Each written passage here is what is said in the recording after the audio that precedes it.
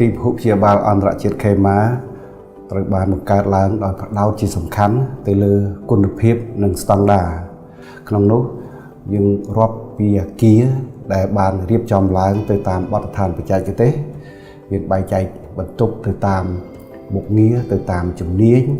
យើងមានបន្ទប់សម្រាប់ព្យាបាលធំទូលាយមានផាសុកភាព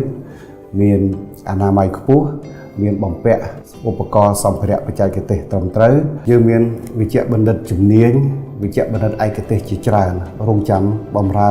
អតិថិជនរបស់យើងនៅគ្រប់ពេលវេលា24ម៉ោងលើ24ម៉ោងយើងមានសេវា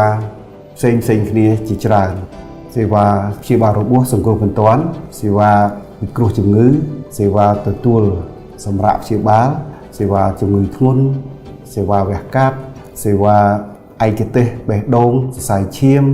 សេវាកាពះពោះវៀនថ្លើមសេវាខាងជំងឺតម្រងនោមនិងលាងឈាមយើងមានសេវាផ្ដល់ការព្យាបាលផ្នែកចលនានិងស្ដារនីតិសម្បទា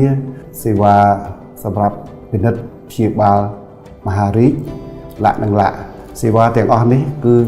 យើងធានាផ្ដល់24ម៉ោងលើ24ម៉ោងនៅគ្រប់សាខារបស់ពេទ្យខេមាក្នុងរយៈពេល12ឆ្នាំកន្លងមកខ្ញុំជឿជាក់ថាអតិថិជនរបស់ខេមាភាគច្រើនសុទ្ធតែបានមានតម្លៃខ្ពស់ទៅលើគុណភាពនិងសេវារបស់វិទ្យាភូព្យាបាលអន្តរជាតិខេមាយើងគុណតម្លៃរបស់យើងគឺជាភាសាអង់គ្លេសមានន័យខ្លី care ជាភាសាខ្មែរមានន័យថា